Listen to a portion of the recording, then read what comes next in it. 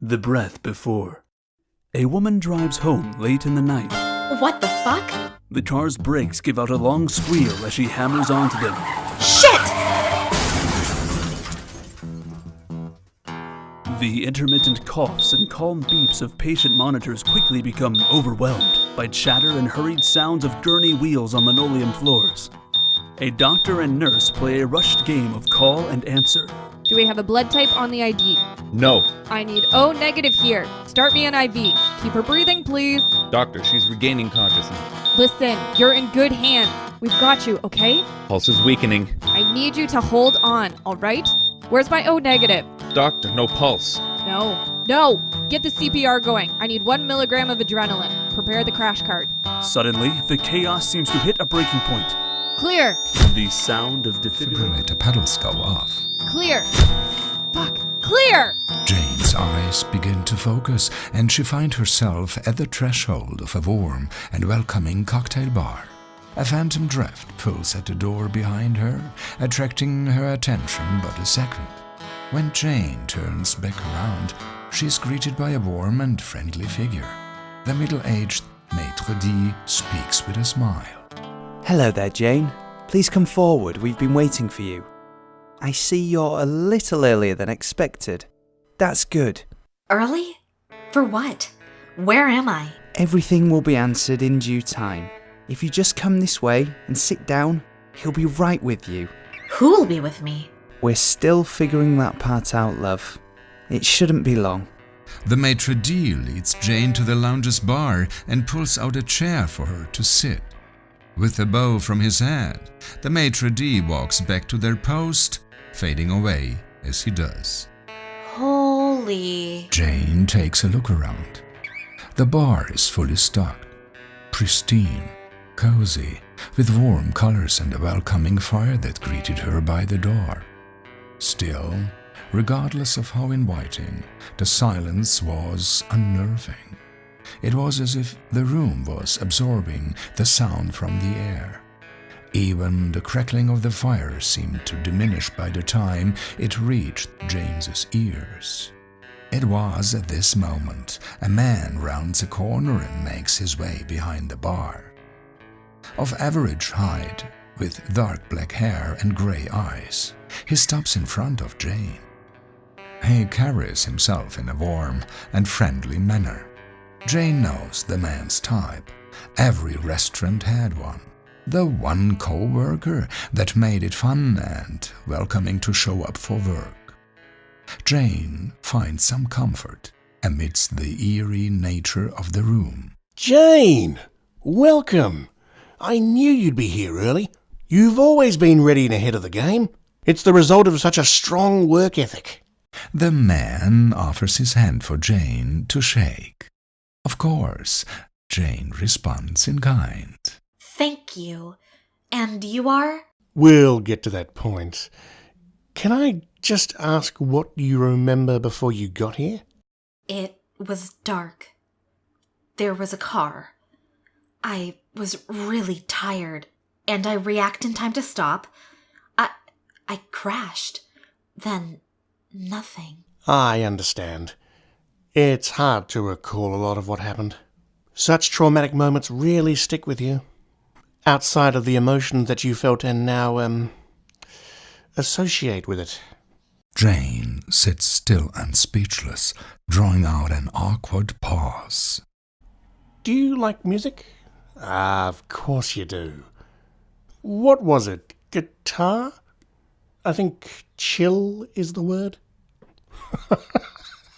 You really live your work, don't you?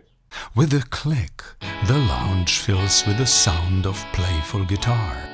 Jane sinks into her seat. That's what was missing. You might not like what you're about to hear. Both who I am and why you're here have elicited a wide variety of reactions. Few of them good, without a drink in hand. Can I get you something? I think I'm okay. The man takes in a deep breath and sighs with resignation. All right then. Jane, I'm sorry. You were in an accident. You didn't make it. This is, waiting. There isn't really a name for it, but I find it helps people with acceptance. It's where you come to learn about your next step. I am God. Note, not God with a capital G, just God. You can call me whatever you like. It's just you and me here, and I'm here for you. That's a pretty good joke. God, you say.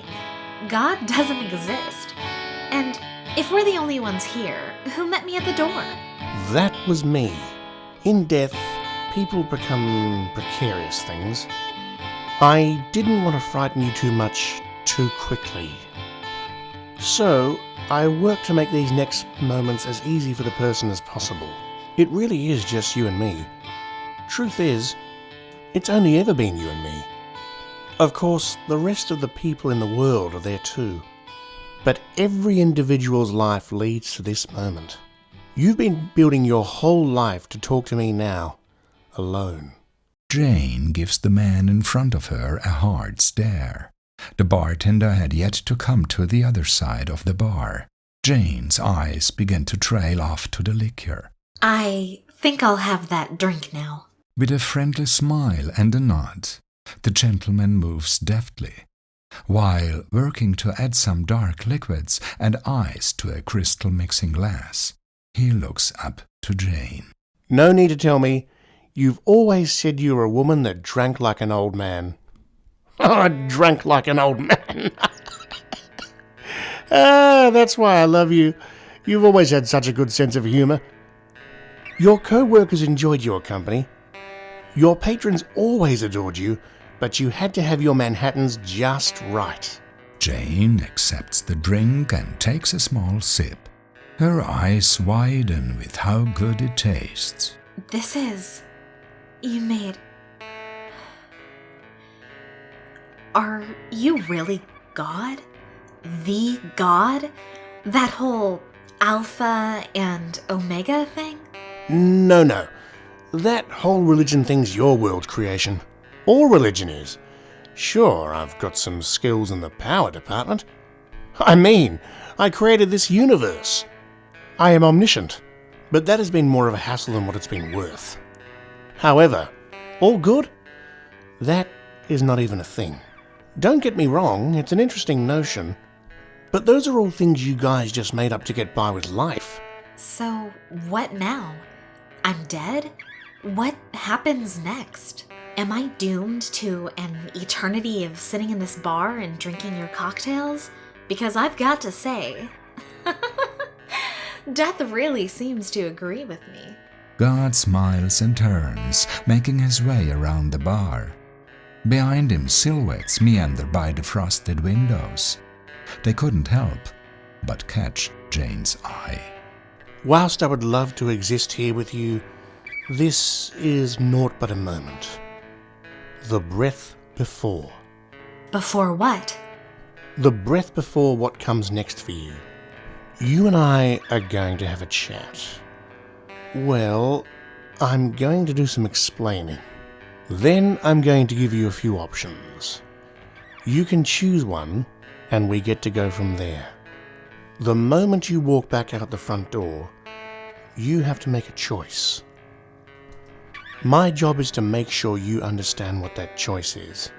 So what? You're gonna talk to me about the meaning of life? No. The meaning of life is another one of your creations. It seems you'll first have to understand the nature of how you exist in my universe.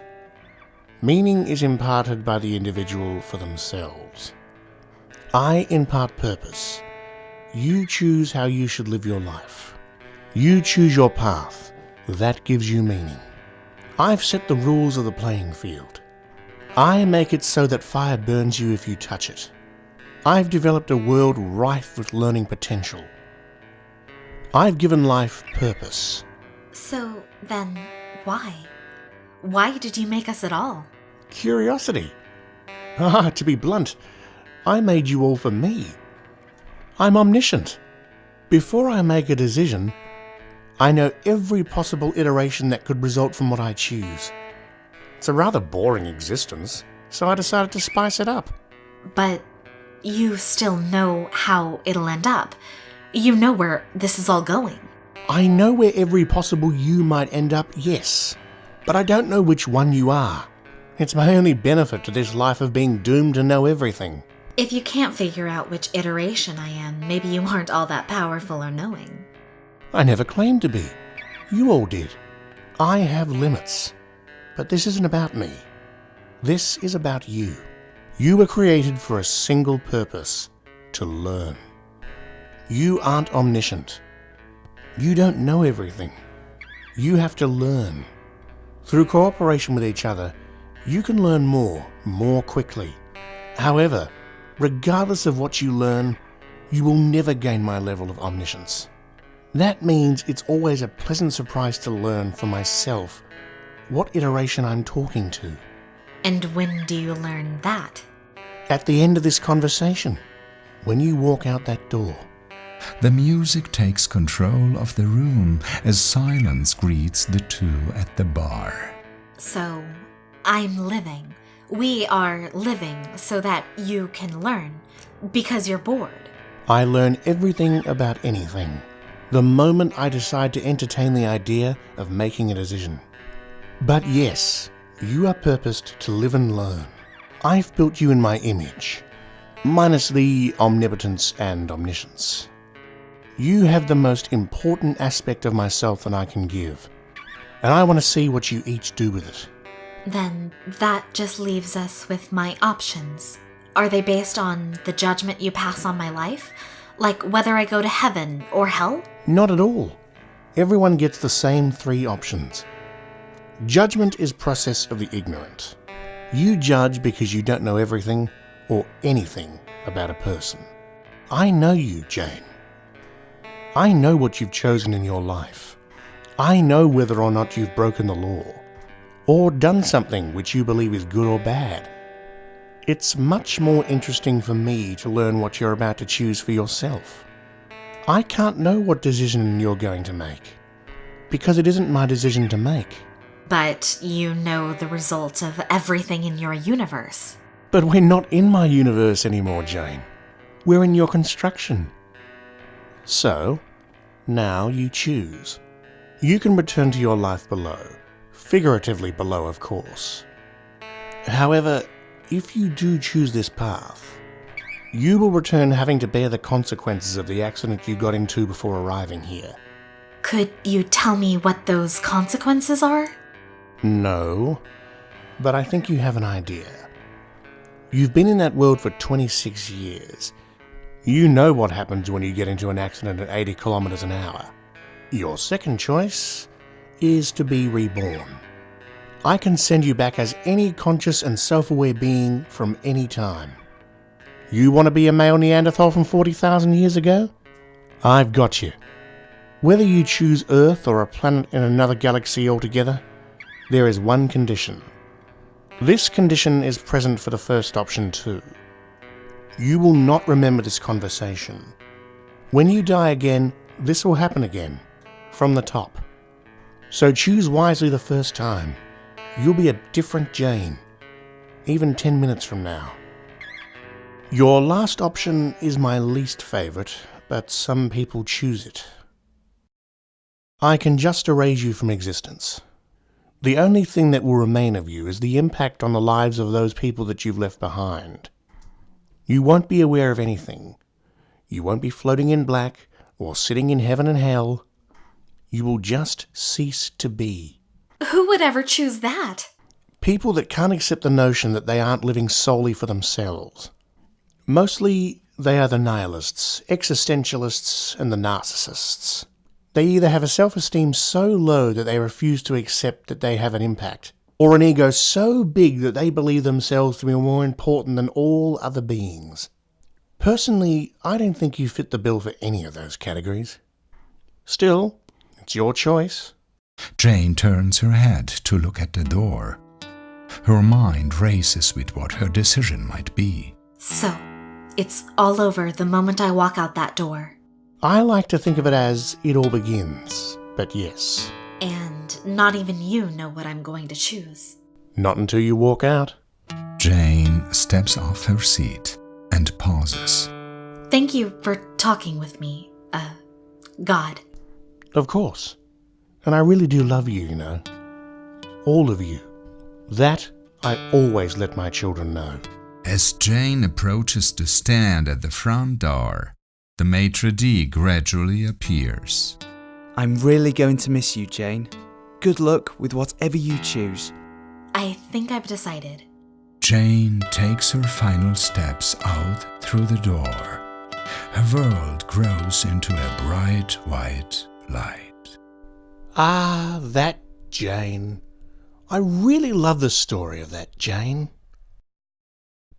Thanks for watching. If you like our content, please consider supporting us through Patreon, where you can earn a bunch of rewards. Don't forget to subscribe and follow us on Facebook and Twitter for future content. This was performed by a group of amazing voice actors. All our links are in the description below. We'll see you next time.